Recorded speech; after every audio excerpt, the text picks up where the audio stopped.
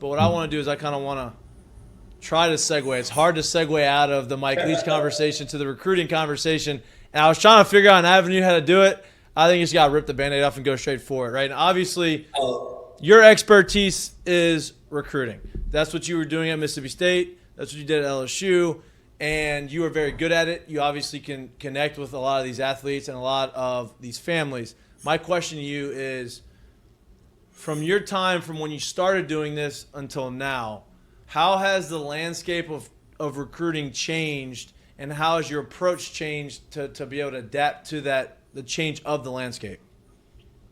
So the biggest one's NIL, and I know that drum gets beaten all the time.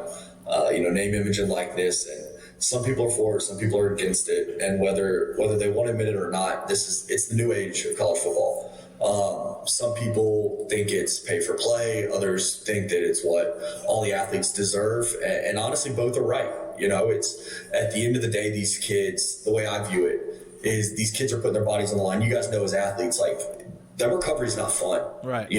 Some of those days are tough. So, I think that's kind of been the biggest change within it. And the kids are finally able to get what they're worth and what they feel that they're worth. Because some of these kids never, they're not going to play after college.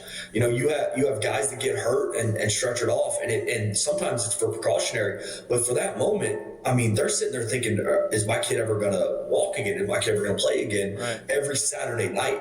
And so that's where I think NIL has been a game changer for that, because it's able to alleviate a lot of concerns, and it's able to kind of give a foundation to where some of these families can just take a deep breath. And that beforehand wasn't the case. So a lot of these families were, they were almost more eager to transfer, but the one thing that held them back was having to sit a year. Yeah. Now where that's not the case. Oh, sorry. Go ahead. Keep going. Keep going. So I think where you have that people now want to say that kids are wanting to transfer for NIL and because all that, and that's just not the case. Like, that is not the case why all these families are doing all this kind of stuff. It's a lazy excuse that kind of gets thrown around. But at the end of the day, these families were always concerned for one thing or another. You think about when you go to college as just a regular student. Hell yeah, there's times that you sit there and you're like, man, did I make the right choice coming here? Right. And you don't have the athletic side of it. You don't get as much free will to change your major and things like that, or if a family member gets sick. So there's a lot of other avenues within that, to where now the one free transfer kind of changes that, to where it almost makes the families, through the first time through the process, be able to say, all right, we have a get out of jail free card. Yeah, you can take a chance. Now yes. So maybe, we kind of used to say it in the building a couple of times, a couple of my stops, you just want to finish second. I'm not a moral victory person, but you guys know me. I can't stand them.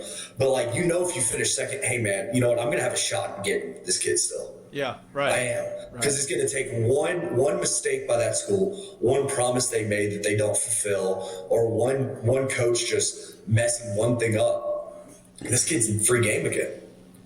What? And that's the biggest landscape change. And obviously you helped a lot with LSU in recruiting. I believe you helped with Will Campbell a good bit. What was your take on, if you feel comfortable talking about the old LSU recruiting class? I'm not going to ask you about the 2023 class, because I feel like you're kind of in it still. Don't know where you're going to land. I have some guesses, but you obviously helped. You obviously helped a lot with the LSU class. I remember you talking about recruiting Will Campbell. Are you surprised at how massive some of these freshmen have been, and how important and how good they were to be able to be inserted and play right away and make a difference? I feel like the right answer is to say no, but you are. We all thought Will Campbell was a special player. We all had eyes and a brain, so that was an easy one. You watched that kid at summer camp ready to fight players on the team. Yeah, because they were talking trash because Quincy Wiggins beat him. But Will was a guy. For just that same streak, when I had some health stuff happen, Will was one of my first phone calls. Am I going to be able to play? Hey, yeah, his family's calling me, but that was the thing that, for Will, for example, we knew he was. But, kind of like what you guys were talking about earlier, and I think that you guys made a really good point. Freshmen aren't really supposed to come in the SEC and make that big of an impact. Right. And I think that that's the biggest, when you talk about it, that's the biggest discrepancy, my belief, between when you are in the building and fans. fans see the stars of, hey, Harold Perkins, for example. He's a 5-star kid and he's a top 5 player in the country. You know how hard it is to come in and be one of the best defensive players in the SEC as an 18-year-old kid? Right. Like, yeah, he's ranked high, but like, you'd have been ecstatic if he was on special teams playing hard and he was a solid rotational piece as a freshman. You'd be so happy with that, And so like, that's where I think that kind of gets lost. So like, I mean, you hit on Emory Jones, you hit on Will Campbell. Those are 2 bookends for the next 3 years for you. And those are positions that you don't find freshmen. Like, that's the toughest, in my opinion, for freshmen to come into the offensive line. It's not the same. It's easier for a receiver. It's easier for a corner, in my opinion, or even running back. Offensive line, dude, that stuff's hard, man. You don't see many of those. So to get 2 of those, and you'll have some more coming in, like, I think for LSU, they're set up in a good spot. Yeah, and that was going to be my next question, is maybe there's some guys that you didn't see pop as freshmen that you were part of their recruiting class or helped recruit the class. Who would be somebody to keep an eye out for next year if you're an LSU fan? Oof, wow. God, Lloyd, you're just coming in hot today.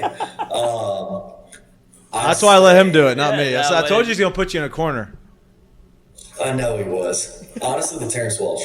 Oh. That's what I said. I thought he was going to be. I think he has a chance. So that's 337 people, man. We all stick together down there. So I mean, you got LT. His mental makeup's special, man. It's special, and that kid, he's been through a lot. 2 knee injuries. And they were season enders. I mean, they're not sprains. They're season enders. Those are ones that mentally can really strike you. And I remember, when I was at LSU, he sent me a message when he knew that ACL was torn. I mean, you thought Shakespeare wrote a play. It's how long he typed the message to me. And I mean, the whole message was him just being like, Coach, I'm going to come back stronger from this. I hope you, Coach Raymond, and Coach Orgeron don't pull our scholarship offer. And we were like, dude, we're not going anywhere. But like, that's where that kid's head was just like, I want to help LSU. Yeah. Like, that kid he embodies LSU. His mental makeup is so strong to where I really do believe LT can be a coach. I've not talked to him about this. So, I mean, if he sees this, great. It's the first time he's hearing it too. But like, LT can be a really good coach because he's going to make everybody in that room around him better just because of the standard he's going to hold everybody to. And so he'd be one guy I'd circle. I mean, I know Mason Taylor's had a really good freshman year. That was an awesome eval by Derek Shea, who was the tight end coach for us under Coach Orgeron. I mean, he worked him out, and I mean, he stood on the table for him. Like, I mean, and this was a guy for us, we were like, stat-wise, in high school, I mean, tight ends, that's tough. Either you're like split out wide or like you're not really getting good stats. And then you watch them at St. Thomas Aquinas, that's a powerhouse school. But like, so that was like, it had to be an in-person eval. So he was one that was special. And I mean, I think the highest ceiling of the class is Quincy Wiggins. I felt that way when we were going through it. If you look from just a ceiling perspective, I mean, when we measured him, I mean, he's the largest human I've ever seen. Like, just. I mean, he got tackled by a car and got right back up from it. I mean, there's not many people that can do that. TFL. And it was nothing to him. It was like brushing him off, and he's just like, "Yeah, can we keep getting on the scooter?" And you're like, "Bro, what planet are you from?" He tried to play in the ball. He tried to play in the All-American game. Yes. Yeah, he did. He told Jeff Jones that. That's great. Good work, Lloyd. Good homework. Listen.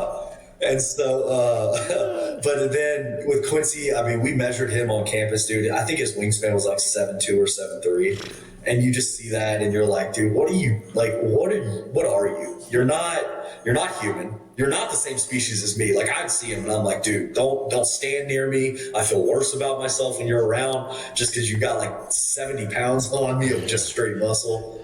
But I mean, that kid's special. Like, just athletically, he's raw. But like, Kane's a superstar at D-line coach, man. Kane is a superstar, and he's gonna. I have full faith he'll be a Quincy Wright.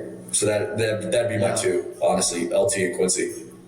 Appreciate it, and obviously, you have a namesake at LSU that you share with. He got injured in the first year. You talked about Jamar Kane and his ability in the defensive line. How much of an impact will he make healthy next year when you add in a Quincy Wiggins? You add in, if Mason Smith is right, that D-line Harold Perkins playing a little bit blitzing off the edge. Like, how much of a difference maker will he be when he comes back? Oh, I mean, he's a superstar. You know, that's a first round pick. That's a top 10 pick potential. And, you know, I thought that Mason was progressing in a manner that he had an argument, you know, obviously before he got hurt, was just from like everything, you know, you kind of hear when I wasn't around, but just like that he could have been maybe one of the best defensive players in the country and up there in the awards to show that. That was kind of the talk that was kind of coming around. And I mean, the kid's mental makeup's always been right. It's matched his physical ability, which when you have that and you get that perfect marriage, I mean, it's special. You don't see a lot of those when that marriage happens between the mental and the physical, but Mason's one of those. For sure.